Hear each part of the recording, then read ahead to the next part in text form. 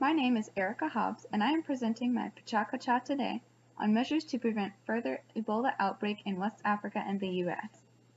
Because the virus is endemic in West Africa but certainly not in the U.S., at least slightly different measures must be taken.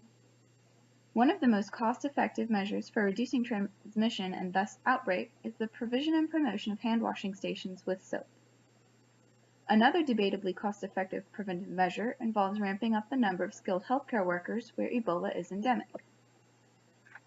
Although cost-effectiveness of these strategies was not discussed, other effective measures include educating community members on the use of personal protective equipment and caution, especially when either handling raw meat or dealing with potentially infected persons.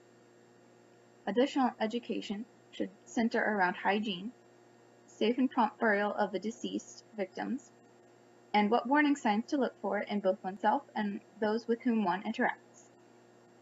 Although 2 vaccines are in clinical trials for Ebola, their cost-effectiveness was arguably low. In America, efforts could be focused more on travelers who are returning from Ebola-stricken areas, as opposed to the general population, as well as healthcare workers who come into contact with potential or confirmed Ebola victims. Screening measures to identify those at risk of contracting Ebola and providing them with information about the disease, as well as monitoring them for 21 days and tracing any contacts they may have, could offer quite effective targeted prevention.